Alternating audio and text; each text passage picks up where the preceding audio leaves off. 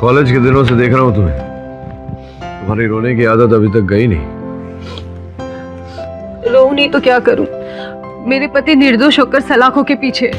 KD, ये एक अजीब केस है। पुलिस का कहना ये है कि एक चलती फिरती लाश यानी ज़ोंबी ने आकर कहा कि विशाल ने खून किया है। ज़ोंबी? अच्छा। और पुलिस ने मान लिया। ये गलत है। विशाल एकदम बेकसूर है। मैं उसके साथ कितने सालों से रह रही हूँ केडी, वो किसी की जान नहीं ले सकता। देखो सुमिता, मैं तुम्हारी बात से सहमत हूँ, लेकिन अखबारों में जो छपा है और जो हम जानकारी है उसके अनुसार जेम्स और तुम्हारे पति के बीच तो मुठभेड़ होती रहती थी। तो इसका मतलब ये नहीं कि वो किसी का खून कर देगा। सुमिता, कॉलेज में तो विशाल एक सभ्य लड़का था, लेकिन उसके पश्चात क्या क्या हुआ उसके साथ, ये जानकारी प्राप्त करना, इस केस की सच्चाई जानना मेरे लिए बहुत आवश्यक है। केडी, जो भी करना है जल्दी करो। विशाल के पास समय बहुत कम है। चिंता मत करो सुमिता, इस केस की छानबीन करने दो, और अगर मैंने पाया कि विशाल निर्दोष है तो तुम इस केस की पहली सुनवाई में केडी पाठक को विशाल के पक्ष में खड़ी देखोगी।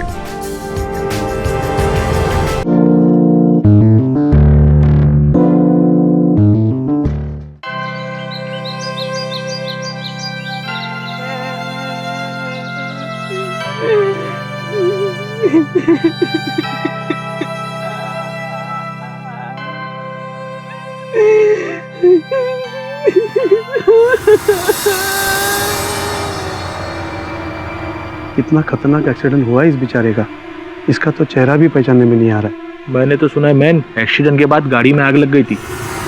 अब होनी को कौन टाल सकता है? सही बोलता है मैन। हम तुम्हारे बगैर कैसे जिएगा James? For God's sake, don't go. अपनी मामा को छोड़कर मत जाओ जेम्स।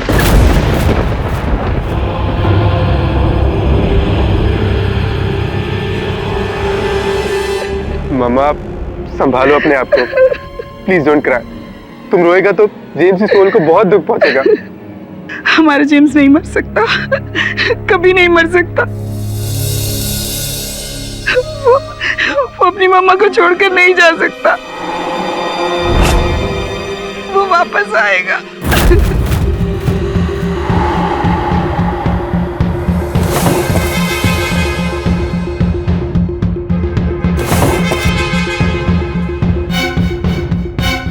देखो देखो, मैंने कहा था ना हमारा जेम्स वापस आएगा।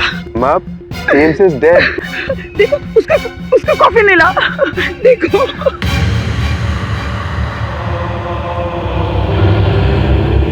मामा, प्लीज मामा, कॉफी अपनी जगह पे ही है। जेम्स अब वापस नहीं आएगा, ही इज डेड।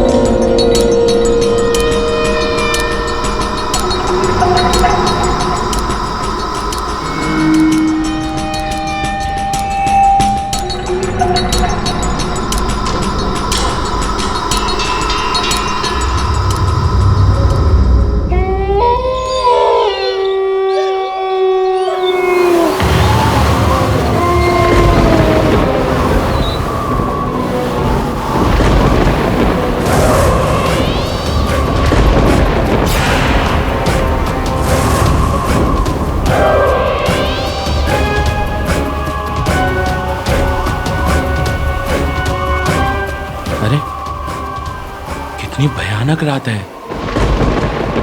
बिजली कड़क रही है, आंधी आ रही है।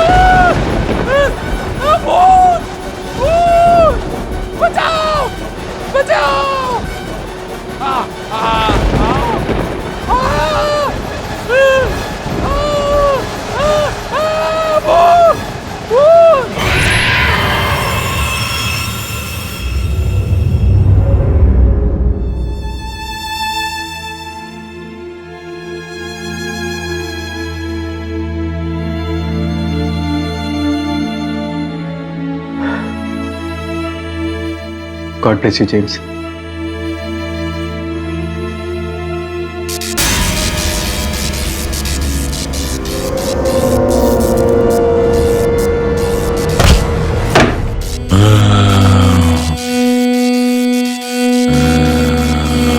कौन कौन हो तुम? अरे कौन हो तुम?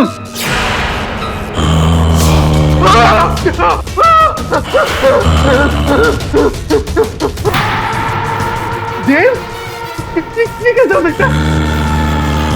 तुम तो मर चुका है ना? जेम्स, तुम ये क्या कर रहे हैं? बदला, अपनी मौत का बदला।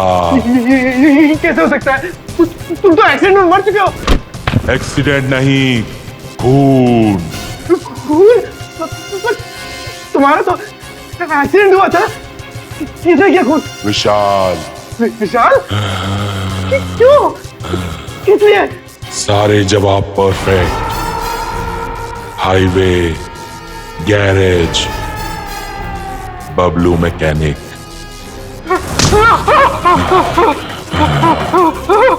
हमको इंसाफ नहीं मिला तो कोई भी नहीं बचेगा, कोई भी नहीं, तुम भी नहीं।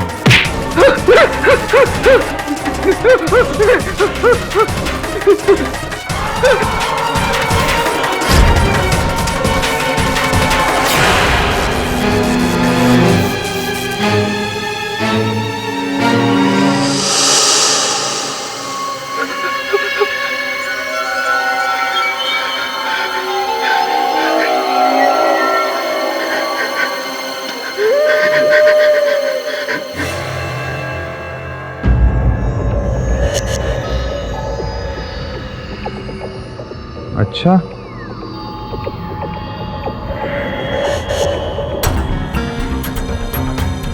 तो आप ये कह रहे हो कि आपको एक लाश मिली जो अपने लिए इंसाफ मांग रही थी। हाँ, वो मेरा भाई का लाश था। उसने बोला कि खूनी ने उसके मर्डर को एक्सीडेंट का रूप दिया है। बदला, अपनी मौत का बदला। तुम्हारा तो एक्सीडेंट हुआ था। किसने किया खून? विशाल। विशाल? क्यों? Highway, garage, Bablu mechanic. ए कदम, वो इंग्लिश पिक्चर में क्या कहते हैं चलते फिरते भूत को? जॉम्बी। जम्बी नहीं रे, ज़ोंबी। हाँ, जॉम्बी। तू राहो दे रे, तू गप। अरे मिस्टर अर्नोल्ड, रात के 1 बजे सर, क्यों आप हमारा टाइम वेस्ट कर रहे हो? आप जाओ। ताकि पागल दिख रहा है आपको कि इतनी रात गए फिल्म का स्टोरी सुनाने आएगा? अरे इंस्पेक्टर साहब, मैं सच कह रहा है। वो मेरा भाई का लाश था। खुद अपने पैरों पर चलकर आया था मेरे पास। देखिए मिस्टर अर्नोल्ड, आपके भाई की मौत हुई है, हम सभी को उसकी हमदर्दी है, लेकिन अगर आप ऐसे कहोगे कि एक लाश ने आकर उसके खूनी का पता बताया और हम उसे जाकर ढूंढे, तो ऐसे नहीं होगा। आप प्लीज जाइए। अरे इंस्पेक्टर साहब, उसने ये तक कहा था कि अगर उसको इंसाफ नहीं मिला ना तो इस शहर में आतंक। मेरे दिमाग का दही मत करो। ये लगे उन सारे। इंस्पेक्टर साहब प्लीज।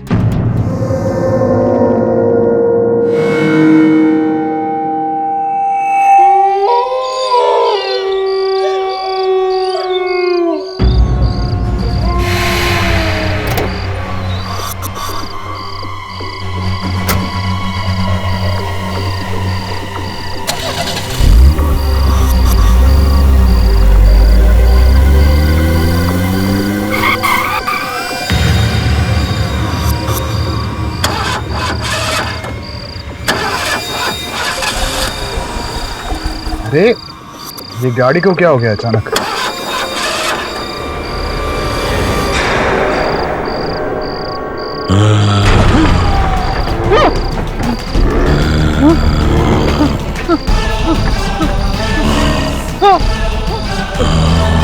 कौन हो तुम?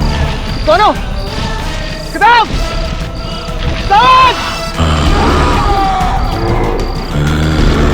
कौन हो तुम? मुझे इंसाफ चाहिए, मेरी मौत का बदला। मुझे छोड़ दो। मैंने कुछ नहीं किया, छोड़ दो। मेरे खूनी को पनिश, तब माफी।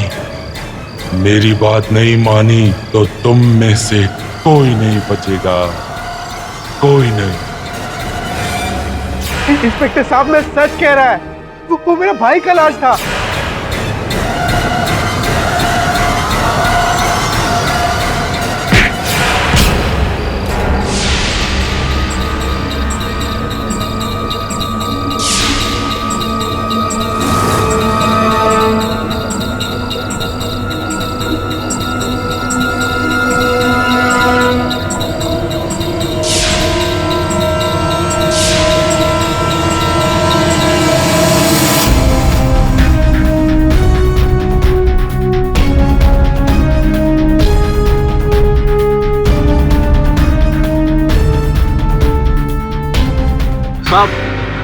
साहब यही जगह था साहब जहां से एक हाथ निकला, मेरा पैर पकड़ लिया था साहब।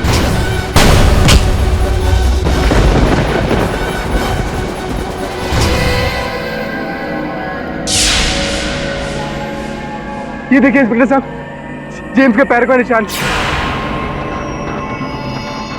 वो यहीं से चलकर गया होगा। माना कि कल रात को मुझ पर लाश ने हमला किया, लेकिन वो लाश जेम्स की है या नहीं ये जानना बहुत जरूरी है। खोदो जल्दी।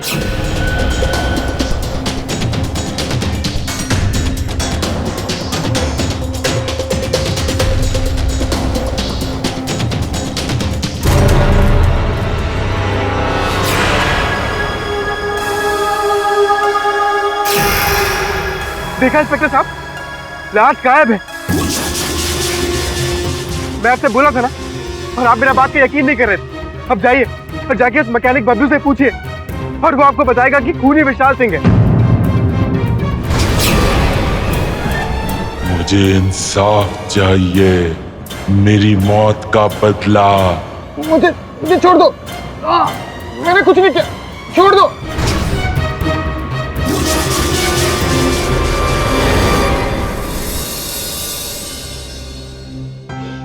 कॉलेज के दिनों से देख रहा हूं तुम्हें, तुम्हारी रोने की आदत अभी तक गई नहीं। रो नहीं तो क्या करूं, मेरे पति निर्दोष होकर सलाखों के पीछे। केडी, ये एक अजीब केस है। पुलिस का कहना ये है कि एक चलती फिरती लाश यानी ज़ोंबी ने आकर कहा कि विशाल ने खून किया है। ज़ोंबी? अच्छा। और पुलिस ने मान लिया। ये गलत है, विशाल एकदम बेकसूर है। मैं उसके साथ कितने सालों से रह रही हूँ केडी, वो किसी की जान नहीं ले सकता। देखो सुमिता, मैं तुम्हारी बात से सहमत हूँ, लेकिन अखबारों में जो छपा है और जो आम जानकारी है उसके अनुसार जेम्स और तुम्हारे पति के बीच तो मुठभेड़ होती रहती थी। तो इसका मतलब ये नहीं कि वो किसी का खून कर देगा। सुमिता, कॉलेज में तो विशाल एक सभ्य लड़का था, लेकिन उसके पश्चात क्या क्या हुआ उसके साथ, ये जानकारी प्राप्त करना, इस केस की सच्चाई जानना मेरे लिए बहुत आवश्यक है। केडी, जो भी करना है जल्दी करो, विशाल के पास समय बहुत कम है। चिंता मत करो सुमिता, इस केस की छानबीन करने दो, और अगर मैंने पाया कि विशाल निर्दोष है तो तुम इस केस की पहली सुनवाई में केडी पाठक को विशाल के पक्ष में खड़ी देखोगी। योर ऑनर, जेम्स पार्कर की मौत का ये केस है, बाकी केसेस से काफी अलग है। It is quite interesting. 4 दिसंबर 2013 को जेम्स अपने काम से अपनी कंपनी कार में मुंबई से पूना जा रहे थे। अचानक उनकी गाड़ी की ब्रेक फेल हो गई और मौके पे ही जेम्स की मौत हो गई। अब इंटरेस्टिंग बात यह है कि ये मौत एक एक्सीडेंट की वजह से नहीं हुई। ये एक वेल प्लान्ड मर्डर था जिसे एक्सीडेंट का रूप दिया गया था। और मैं अदालत को ये बात साबित करके रहूंगी कि मिस्टर विशाल सिंह ने मिस्टर जेम्स पार्कर को कितनी चालाकी से मौत के घाट उतारा है। हेलो बबलू। हाँ साहब। हाँ, तुम्हें एक खास काम करना है और उसके पैसे मैं तुम्हारे घर भिजवा रहा हूँ। ठीक है साहब, हो जाएगा।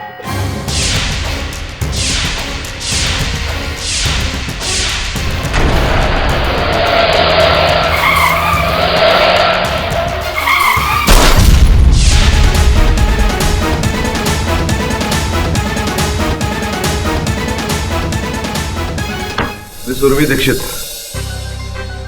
सर्वप्रथम कृपया ये बताएं कि ये जो आपने अभी कहा, ये जानकारी कहाँ से प्राप्त हुई है आपको? क्या मतलब है आपका? मतलब ये योर ऑनर की ये जो मुकदमा है ये प्रथम स्तर से ही निराधार है। पुलिस का ऐसा कहना है कि जो साक्ष्य और जो सबूत मेरे मुवक्किल के विरुद्ध उन्हें प्राप्त हुए हैं वो किसी चलती फिरती लाश, किसी ज़ॉम्बी के द्वारा प्राप्त हुए हैं।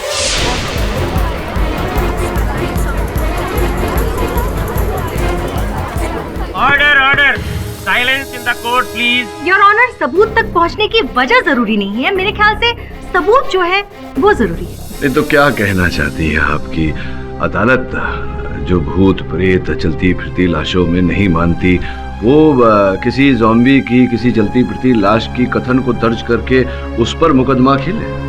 ये मेरे मुवक्किल को फंसाने के लिए एक गहरी चाल है। लाश है, हमारा भाई हमारे पास खुद चल कर आया था। शांत हो जाइए आप। आपको जो भी कहना है कटघरे में आकर कहिए। जज साहब, हम अपना भाई को अच्छे से पहचानते हैं। वो हमारा भाई जेम्स ही था जो उस रात घर के अंदर आया था। तुम्हें क्या कर रहे हो तुम? बदला, अपनी मौत का बदला। इसे क्या खून? विशाल,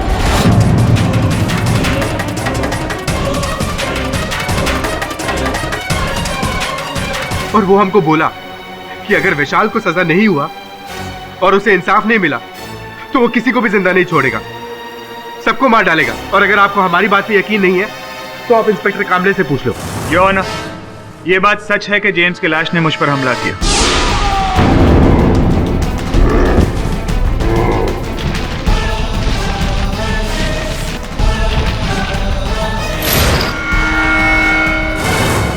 ये देखिए, ये उसके पंजे के निशान।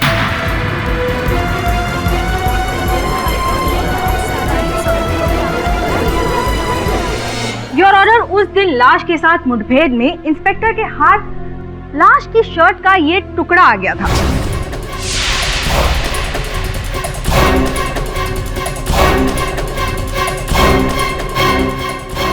और तहकीकात से पता चला है कि ये वही शर्ट का टुकड़ा है जिसमें जेम्स पार्कर को दफनाया गया था। और योर ऑनर, सिर्फ इंस्पेक्टर पर ही नहीं बल्कि ग्रेवयार्ड के गार्ड पर भी हमला हुआ है। हाँ साहब, उस दिन रात में अपनी आंखों से देखा, कब्र में से एक हाथ निकला।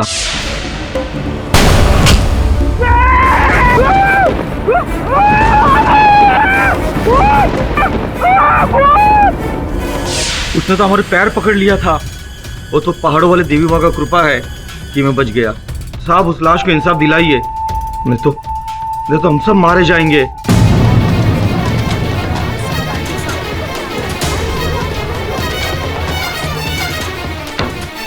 चिंता मत करो लल्लन, जो दोषी है उसे दंड अवश्य मिलेगा। योर ऑनर, अभियोग पक्ष के तीनों साक्षी वही कह रहे हैं जो मैं कह रहा कि ये जो कथन है जिसके आधार पर ये केस लड़ा जा रहा है वो एक चलती फिरती लाश का कथन है। योर ऑनर, वकील तो मैं भी हूँ और मैं भी चलती फिरती लाश वगैरह जैसी चीजों में विश्वास नहीं रखती, लेकिन ये लाश या जो कुछ भी है उसे हमें सच्चाई से अवगत किया है और इस बात को नकारा नहीं जा सकता। I object your honour. एक व्यक्ति जिसे दफना दिया गया, उसकी देह का, उसके शव का प्रकट होना और आकर कथन देना, ये इस बात को प्रमाणित करता है योर ऑनर की ये किसी का रचा हुआ षड्यंत्र है मेरे मुवक्किल के विरुद्ध। मैं अदालत से निवेदन करता हूं कि मेरे मुवक्किल को बरी कर दिया जाए, इस केस को खारिज कर दिया जाए। योर ऑनर, कभी कभी सच्ची चीजों के लिए भी उंगलियां उठती है और मैं ये बात साबित कर सकती हूँ कि मिस्टर विशाल सिंह ने मिस्टर जेम्स पार्कर की हत्या की है। Objection overruled. मिस्टर केडी पाठक, ये अदालत भी इस बात को समझती है कि कोई चलती फिरती लाश नहीं होती है, लेकिन अगर मिस्टर जेम्स पार्कर का कोई कातिल है तो उसे सजा तो अवश्य मिलनी चाहिए। इसलिए आप दोनों इस बात पर बहस ना करें तो अच्छा है, क्योंकि ये केस सबूतों के आधार पर लड़ा जाएगा। इस केस की आगे की कार्रवाई जारी की जाए। Thank you your honour. Your honour, अब मैं अदालत में ये बात साबित करना चाहूंगी कि mister Vishal Singh mister James Parker को क्यों मारना चाहते थे। मिस्टर विशाल, आप आप रिया सक्सेना नाम की औरत को जानते हैं? मुझे नहीं पता। योर ऑनर, बहुत ही इंटरेस्टिंग स्टोरी है विशाल की। सितंबर 1995 विशाल ने मिस्टर जेम्स को रॉड से मारा था और ये मैटर पुलिस में भी दर्ज हुआ था, जिस बात की एफआईआर रिपोर्ट हमारे पास है। योर ऑनर, जो इंसान अपने होश खोकर किसी की जान लेने की कोशिश कर सकता है, वो किसी की जान ले क्यों नहीं सकता?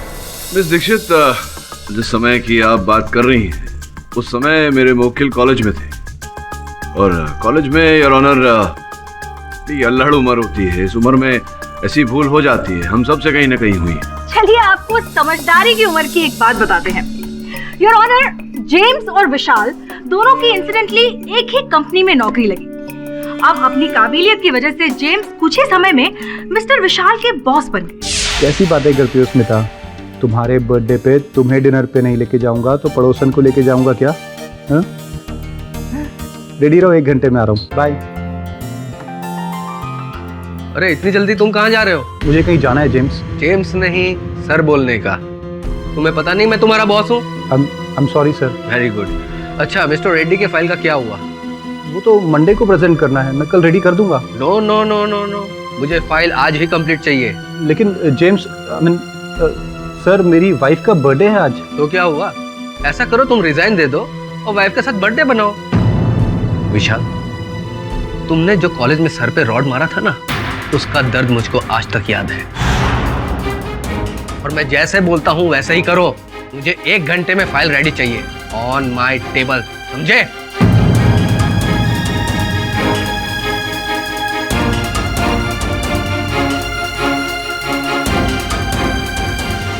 तो मिस्टर विशाल, क्या आप जेम्स से नफरत करते थे या नहीं? हाँ थी, लेकिन इसका मतलब ये नहीं कि मैं उसका जाके कत्ल कर दूंगा। जितना सवाल उतना ही जवाब प्लीज। इसके आगे की कहानी मैं बताती हूँ योर ऑनर। धीरे धीरे विशाल के दिल में जेम्स के प्रति नफरत बढ़ती गई, उनका जहर बढ़ता गया और उनके सब्र का बांध तब टूटा जब जेम्स ने इनका प्रेजेंटेशन चुरा के अपने बॉसेस के सामने प्रेजेंट करके खूब वाहवाही लूटी। अब मैं ये नहीं कह रही हूँ कि जेम्स ने जो किया वो सही था या गलत, लेकिन इसका मतलब ये नहीं कि नफरत की आड़ में आकर आप किसी की जान ले लें। योर ऑनर, अभी जिस घटना का वर्णन उर्मी जी ने किया, ऐसी घटनाएं तो हर ऑफिस में घटती रहती हैं। ये साधारण बात है। इसका ये अर्थ नहीं है कि मेरे मुवक्किल ने जेम्स की हत्या कर दी।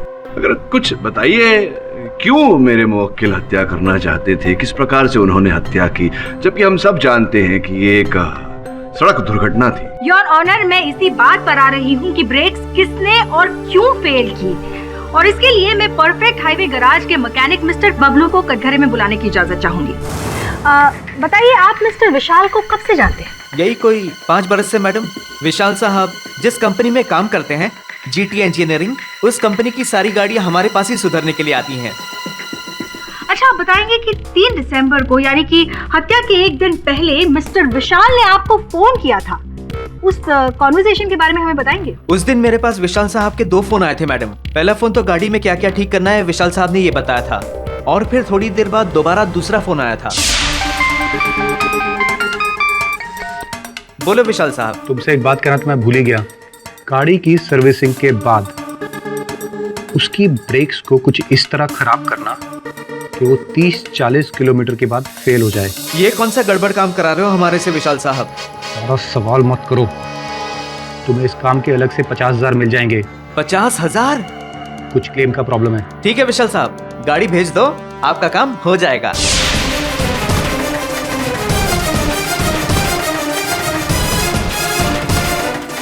योर ऑनर, ये आदमी झूठ बोल रहा है। मैंने इसे गाड़ी की रिपेयर के लिए जरूर कहा था, लेकिन गाड़ी के ब्रेक फेल करने के लिए नहीं बोला। उस टेलीफोन कॉन्वर्सेशन की ट्रांसक्रिप्ट हमारे पास मौजूद है और ये मैं अदालत में पेश करना चाहूंगी। Your witness please. इस समय कोई प्रश्न नहीं है।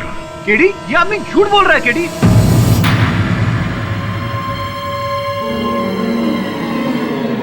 योर ऑनर, कहानी, मेरा मतलब है केस को आगे बढ़ाते हैं। अब मैं जेटी इंजीनियरिंग प्राइवेट लिमिटेड के उस ड्राइवर को कटघरे में बुलाना चाहूंगी जो अक्सर कंपनी की गाड़ियां कंपनी से गराज तक लेकर जाता है रिपेयर वगैरह के लिए। शेखर, तुम्हें किसने कहा था कि गाड़ी को सर्विसिंग के लिए बबलू के पास लेकर जाओ? जी, विशाल साहब ने कहा था।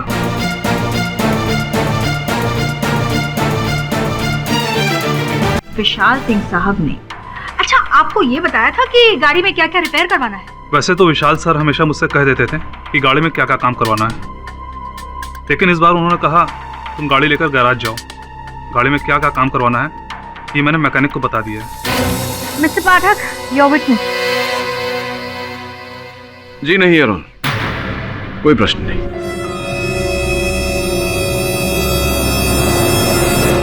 योर ऑनर, अब मैं जेटी इंजीनियरिंग लिमिटेड के एचआर मैनेजर मिस्टर ऋषभ को कटघरे में बुलाने की इजाजत चाहूंगी। मिस्टर ऋषभ, आप जेम्स और विशाल सिंह की रिलेशनशिप के बारे में अदालत को बताएंगे? ऊपर ऊपर से तो काफी अच्छे दोस्त थे, मगर अंदर ही अंदर पक्के दुश्मन थे। जब भी मौका मिलता तब दोनों ही एक दूसरे को नीचा दिखाने का कोई मौका ही नहीं छोड़ते थे। योर ऑनर, अब मैं इस कहानी का एक और अंश अदालत को बताना चाहूंगी। मिस्टर विशाल जेम्स से इतनी नफरत करते थे कि उनको रास्ते से हटाने का पूरा प्लान इन्होंने बना लिया था। ऋषभ, आप मुझे उस टेलीफोन कॉन्वर्सेशन के बारे में बताइए जो हत्या के एक दिन पहले मिस्टर विशाल ने आपको किया था। जी हाँ, जरूर।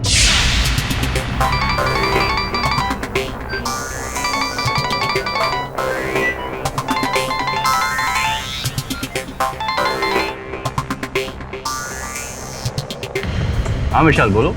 ऋषभ, ये जेम्स अपने आप को समझता क्या है? प्रेजेंटेशन के बाद तो उसका खेल खत्म हो जाएगा। हाँ। मंडे को उसका आखिरी दिन होगा ऋषभ। मंडे को जेम्स फिनिश होगा।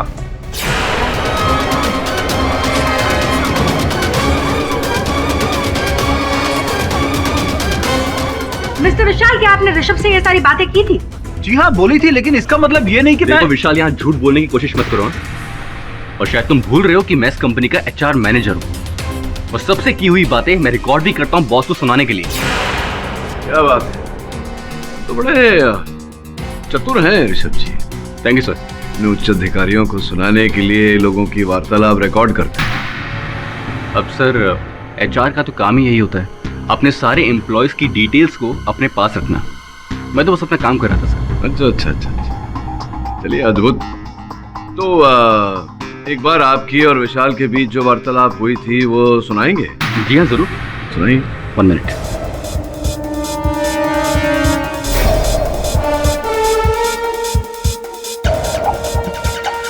हाँ विशाल, बोलो। ऋषभ, ये जेम्स अपने आप को समझता क्या है? प्रेजेंटेशन के बाद तो उसका खेल खत्म हो जाएगा। हाँ। मंडे को उसका आखिरी दिन होगा ऋषभ। मंडे को जेम्स फिनिश होगा।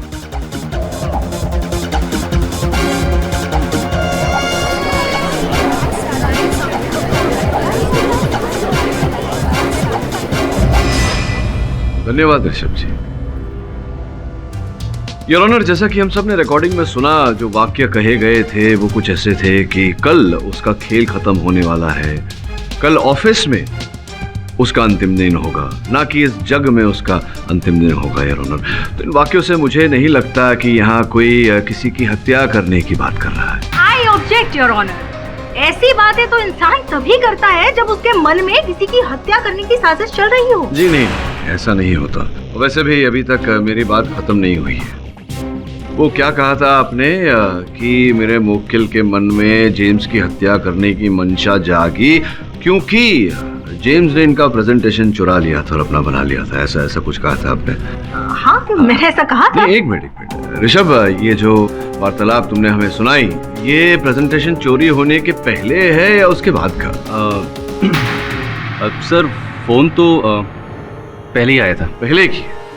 तो मिस दीक्षित, क्या कहने का अर्थ हुआ आपका कि मेरे मुवक्किल जानते थे कि जेम्स इनका प्रेजेंटेशन चोरी करेंगे?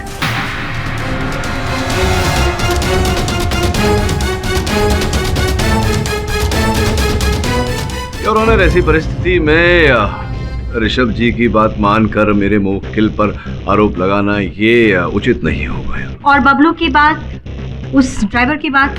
हाँ, उन्हें नहीं भूला। समय आ गया है उनसे पूछताछ करने। बबलू, तुमने कहा था कि फोन किया था विशाल सिंह ने तुम्हें। तुम्हें पूरा विश्वास है कि जिस व्यक्ति ने फोन किया था तुम्हें विशाल सिंह ही था, विशाल सिंह की ही आवाज थी? ये बहुत बेकार बात कर दी वकील साहब आपने। सालों से मेरी बात विशाल साहब से हो रही है, मैं उनकी आवाज को अच्छी तरह से पहचानता हूँ। अर्थात तुम्हें पूरा विश्वास है कि वो व्यक्ति जो तुमसे बात कर रहा था वो विशाल सिंह ही था? पूरा 200% विश्वास है साहब। बबलू, संजू, तू यहाँ क्या कर रहा है? अरे तारे को तो ढूंढ रहा हूँ मैं। ये सब क्या हो रहा है? साहब, मैं बबलू का दोस्त हूँ संजू, इसी के घर से भागता हुआ आ रहा हूँ मैं। वो बबलू की इसकी बीवी के साथ अर्जेंट बात करानी है। देखिए, इस तरह कोर्ट में फोन पर बात करना अलाउड नहीं है, आप बाहर जाकर बात करिए। बहुत अर्जेंट है साहब, इसके बेटे का एक्सीडेंट हो गया। योर ऑनर, मैं मानता हूँ कि कोर्ट में फोन पर बात करना कोर्ट के नियमों का उल्लंघन होगा, लेकिन यहाँ स्थिति कुछ गंभीर लग रही है। इसी कारण मैं निवेदन करता हूँ आपसे कि बात कर लेने दीजिए ना। जल्दी बात करवाइएगा।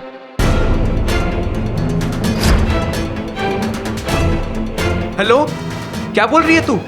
चिंता मत कर, कुछ नहीं होगा, मैं अभी पहुंच रहा हूँ। जज साहब, मेरे लड़के का एक्सीडेंट हो गया, मुझे जाना होगा। अरे रुको रुको रुको, इतनी शीघ्रता भी क्या है भाई? ये बताओ कि कैसे पता तुम्हें तुम्हारे पुत्र का दुर्घटनाग्रस्त हो गए हैं? किसका फोन आया था? दिखाई नहीं दिया, अभी मेरी लुगाई का फोन था। तुम्हारी धर्मपत्नी ने तुम्हें फोन किया था ना, तो तुम्हारी धर्मपत्नी को यहीं बुला लेते हैं, है ना? आइए जरा, आइए अंदर आइए। कहाँ है?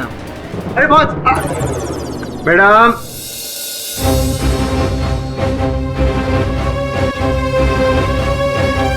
ये लीजिए, आ गई आपकी धर्मपत्नी। नहीं, ये मेरी लुगाई नहीं है।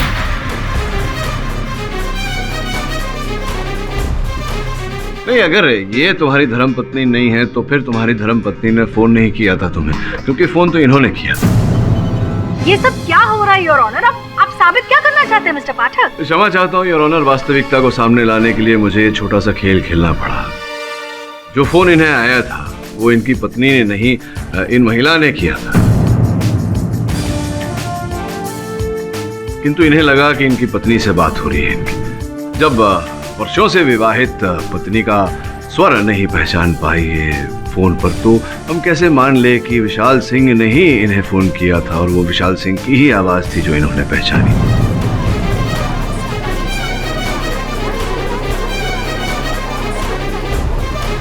मिस्टर केडी, आगे से आप ऐसा कोई काम न करें जो अदालत की मर्यादा के विरुद्ध है। क्षमा चाहता हूँ। केस की कार्रवाई आगे बढ़ाई जाए। योर ऑनर, बबलू विशाल की आवाज पहचाने नहीं पहचाने, लेकिन कंपनी रिकॉर्ड से क्लियरली प्रूव होता है कि ये कॉल विशाल ने ही बबलू को किया था। योर ऑनर, कंपनी का लैंडलाइन है और कोई भी व्यक्ति जो कंपनी में काम करता हो या वहां आया हो वो उस कंपनी के लैंडलाइन का और विशाल सिंह के एक्सटेंशन का उपयोग कर सकता है योर ऑनर फोन करने के लिए। रही बबलू साहब की बात, तो बबलू साहब कुछ ऐसे व्यक्ति हैं जो 10,000 रुपए के लिए एक गाड़ी का इंजन दूसरी गाड़ी में फिट करते। तो अगर इन्हें अधिक मात्रा में रुपए मिले तो ये गाड़ी का ब्रेक फेल भी कर सकते हैं और अदालत में झूठा कथन भी दे सकते हैं। ये सब इनके बस की बात है।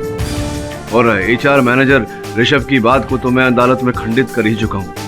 तो कुल मिला के अब अभियोग पक्ष के पास उस चलती फिरती लाश के कथन के अतिरिक्त और कुछ नहीं बचा यार, और उस कथन के आधार पर मेरे मुवक्किल को दोषी करार नहीं दिया जा सकता। एक ही तरीका है योर ऑनर, उस चलती फिरती लाश तक पहले पहुंचना पड़ेगा और इसमें लगेगा समय।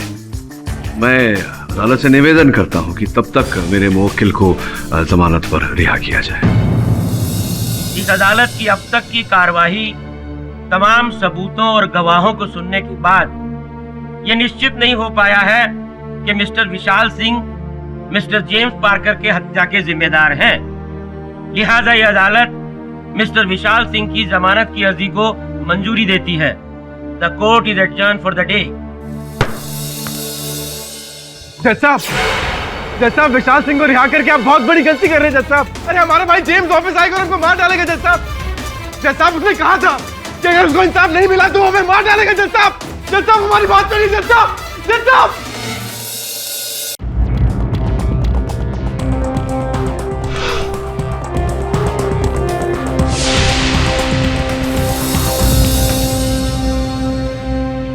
गर्मा गर्म चाय, वरुण भाई, वरुण भाई, क्या पढ़ रहे हो? ज़ॉम्बीज़ के बारे में। अरे वरुण भाई, ऐसा भूत के बारे में काय को पढ़ ले हो? भूत को इतना भाव नहीं देने का, पता है काय को? भूत को इतना भाव देंगे ना, भूत आएंगे रात को तुम्हारे पास। तू कुछ भी बोलता है। सर मैंने रिसर्च किया है, दुनिया में बहुत सारे लोग हैं जिन्हें सचमुच लगता है कि ज़ॉम्बी होते हैं। तुझे क्या लगता है? सर दिमाग तो मानने को तैयार नहीं है कि ज़ॉम्बी होते हैं, पर दिल कह रहा है कि जब इतने सारे लोगों ने देखा है तो कहीं ना कहीं इस बात में सच्चाई तो होगी सर। वरुण, केस लड़ते समय दिल की नहीं दिमाग की सुननी चाहिए। वैसे अलग अलग परिस्थिति में तो दिल तो बहुत कुछ कहता है, लेकिन दिल के साथ साथ दिमाग का वही बात कहना बहुत आवश्यक है। इस समय मेरा दिमाग ये कह रहा है कि ज़ॉम्बी जैसी कोई चीज होती नहीं। अपन को भी ऐसे लगता है, अपन को भी एकदम करेक्ट लगता है बॉस, बहुत एकदम सही बोल रहे हैं। और भाई कुछ भी फेंक रहे हैं, ऐसा कुछ नहीं होता बस, करेक्ट है। अबे ज़ॉम्बी वॉम्बी मतलब नहीं होते ना बस, अब मतलब कोई मरेगा वापस थोड़ी आएगा। Correct correct correct. लेकिन सर एक बात समझ में नहीं आ रही है, ये ज़ॉम्बी या फिर जो भी है जो लाश बनकर आ रहा है, उसे इस केस के बारे में इतना कैसे पता? यही तो चिंता का विषय है कि अंततः वो व्यक्ति जो भी है, जीवित व्यक्ति, वो है कौन? हाँ बॉस, अपन लगता है बॉस ये जो भी है ना आदमी, ये विशाल का एकदम सॉलिड दुश्मन है। विशाल ने किया रहेगा कुछ पंगा उसके साथ। हाँ हो भी सकता है और नहीं भी हो सकता, लेकिन जो भी हो ये केस बहुत पेचीदा होता जा रहा है। अगर बॉस केस पेचीदा है तो अपन का बॉस भी तो स्क्रू ड्राइवर है ना भाई। अरे बॉस बोले तो कि अगर केस का स्क्रू जरा ढीला तो जरा टाइट कर दो ना। हाँ केस का स्क्रू टाइट कर देंगे बॉस, फिर देखना खून खुद ब खुद सबको दिखने लगेगा। अपन जानता है बॉस भाई, टैलेंटेड आदमी है। श्रवण, तेरा ये पेंच और स्क्रू ड्राइवर वाला जो कोई नहीं समझने वाला, दुर्भाग्यवश। काम पे आ जाएं। अगर इस केस के परिणाम तक पहुंचना है, विशाल सिंह को निर्दोष साबित करना है, तो सर्वप्रथम उस चलती फिरते शव तक पहुंचना होगा। मतलब अब ऐसा दिन आ गया अपन लोगों का, अपन लोगों को मुर्दी लाश को ढूंढना पड़ेगा क्या? तो क्यों नहीं ये काम हम श्रवण को दे?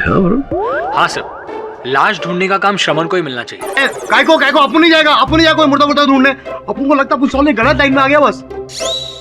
अच्छा तो ठीक है, तो फिर आज से तू हमारे दल में नहीं। अपन है ना आपकी टीम में बॉस।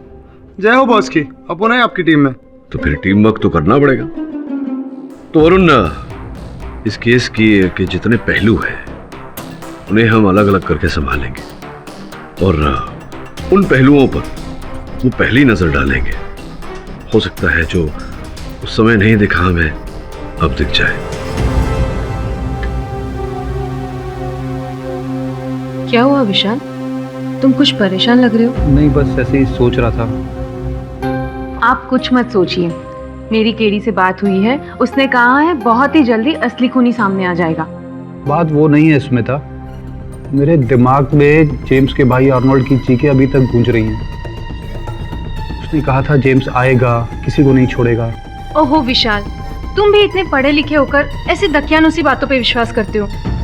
ट्रस्ट मी, कोई लाश नहीं है, कोई नहीं आएगा। चलो खाना खाओ। बस मेरा पेट भर गया, मैं सोने जा रहा हूँ। Good night.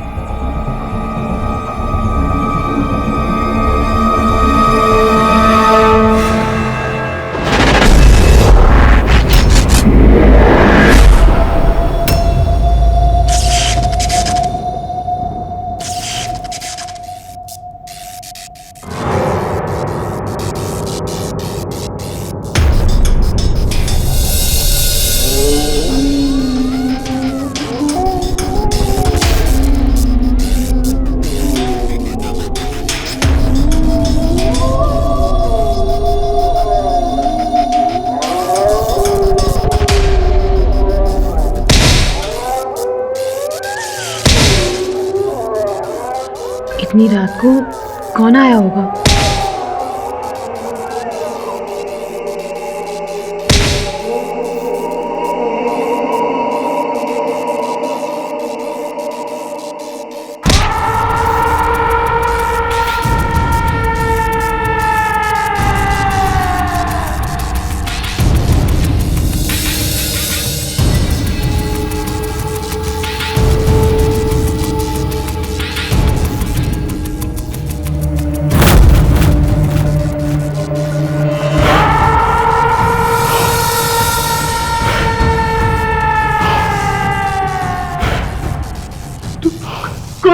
नहीं पहचाना? जेम्स, हाँ मैं। क्या चाहिए तुम्हें? इंसाफ चाहिए, अपनी मौत का बदला।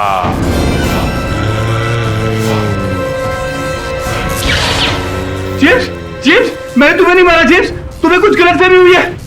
तुमने ही मारा है।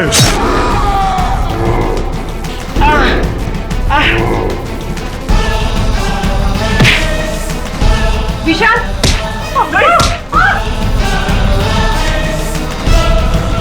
कोई नहीं बचेगा, कोई भी नहीं बचेगा। अगर अपनी फैमिली को बचाना चाहते हो तो पुलिस के पास जाके अपना गुनाह कबूल करो। कल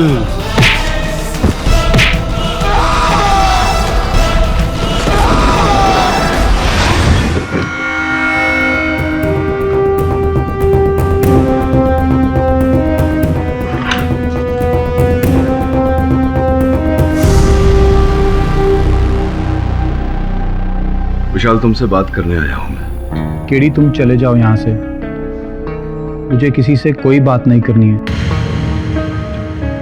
देख विशाल, मैं यहाँ तेरे वकील नहीं, तेरे दोस्त की हैसियत से आया हूँ। तो दोस्त होने के नाते मुझे ये जानने का अधिकार है कि सुमिता मेरा फोन क्यों नहीं उठा रही, और तो दोषी ना होते हुए भी अपने आप को दोषी क्यों बोल रहा है? किसने कहा तुमसे कि मैं बेकसूर हूं? मैं नहीं मारा जेम्स को, मैंने ही बबलू मैकेनिक को बोला था उसकी ब्रेक्स काटने को। अच्छा, तूने किया ये सब, तो पहले क्यों बोला कि तूने नहीं किया? मैं इस बारे में कोई बात नहीं करना चाहता हूं।